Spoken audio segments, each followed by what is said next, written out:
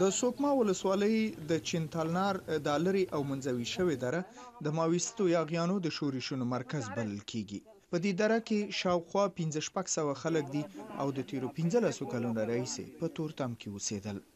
बहुत अच्छा फील हो रहा है अभी موږ ډیر خوشاله یو. په دې برېښنا به ډیر کارونه وشي. دلته تر اوسه برق نه و او موږ حتی تلویزیون نشو لیدلی.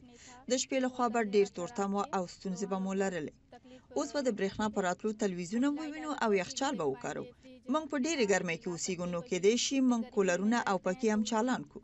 سره د دې چې دلته د بدیل دپاره یې د لمر د انرژۍ سیستم فعال کړل شوی و چې د شپې د خوا نه څراغونه روښانه شي، خو دا قابلیت یې نه درلود چې د ټلویزیون او یخچالونو د لګولو په اندازې لوړ برق تولید کړي.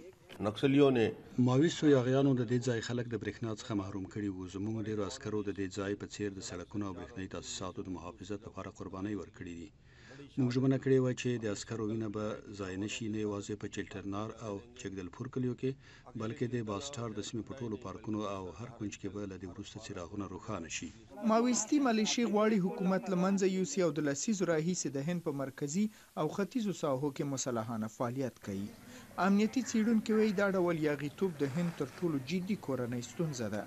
ماویستو یاغیانو په دې وروستیو کې د هندي د محلي قواو د عملیاتو په مقابل کې خپل بریدونه هم زیات کړي دي، خو په نتیجه کې ماویستو وسلوالو ډېرې ساحې د لاسه ورکړې.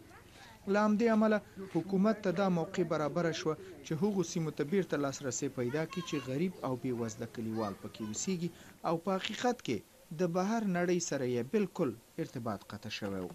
سید سلیمان اشنا، د امریکا غږ آشنا ټلویزیون، واشنګټن.